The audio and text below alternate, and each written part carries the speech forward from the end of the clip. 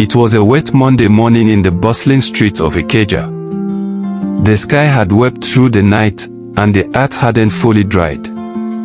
Chief Obinna, dressed in faded clothes and worn-out sandals, slowly walked across the road near a shopping complex, his cap shielding part of his wrinkled face.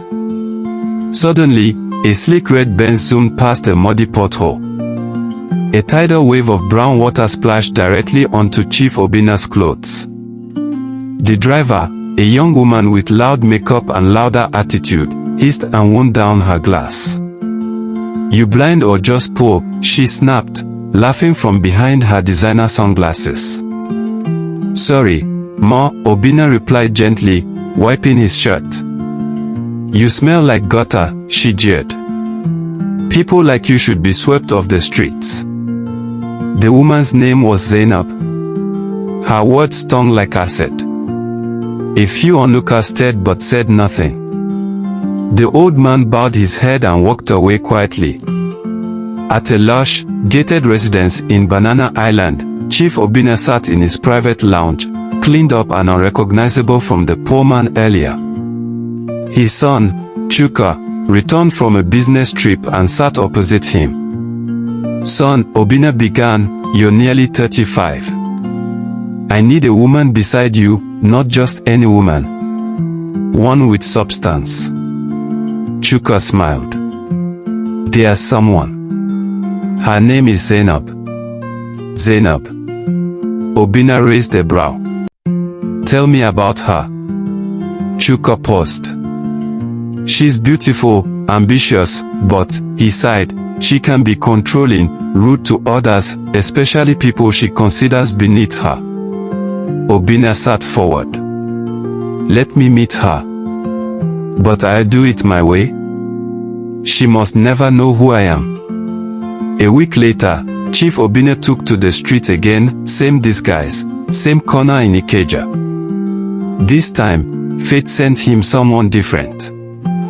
As he sat by a roadside bench, Zainab emerged from a restaurant nearby, berating a waiter for bringing her warm water instead of chilled. Then she spotted Obinna. "You again? Still begging?" she sneered. "This Lagos is too dirty because of people like you." Before she could continue, a firm voice cut through her tirade. "Leave him alone." It was Amina, a young woman in a plain green Ankara dress, carrying a basket of vegetables. Her eyes blazed with quiet fire. "You can be rich and still be kind," she added. "Humility doesn't reduce class, it defines it." Zainab scoffed. "Go back to your village." "I'm already in the village," Amina said calmly. "It's your heart that needs relocating." The crowd clapped softly as Zainab stormed off. Chief Obinna watched Amina with wonder. She turned to him and asked, "Have you eaten today?" He shook his head. "Come," she said. "You'll help me wash vegetables at my shop. I'll feed you." The next day, Chief Obinna followed Amina to her mother's kiosk behind a row of wooden stalls. They washed spinach, peeled yam, and prepared zobo drinks for sale. "Why help me?" Obinna asked. Amina shrugged.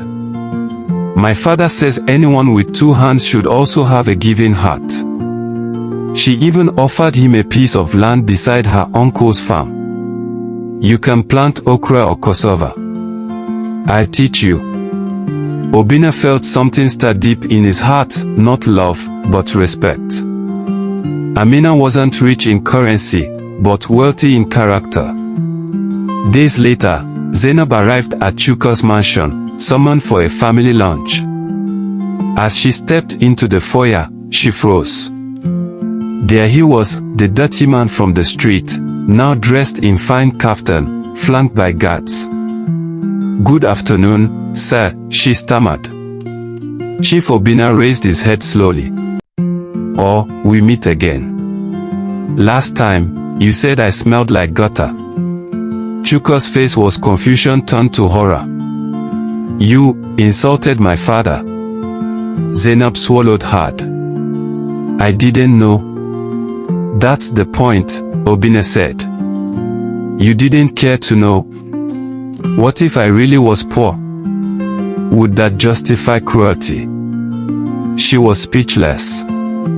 Elsewhere in Ikorodu, Chuka had a business meeting to inspect a piece of land his company had acquired for agricultural investment. T-Boy drove him there. At the edge of the field, he saw her, Amina, bending over with a hoe, sweat glistening on her brow. She looked up, startled. Oh, the man from the road. You're the vegetable vendor, Chuka said, smiling. They spoke at length about work, farming, family, and values.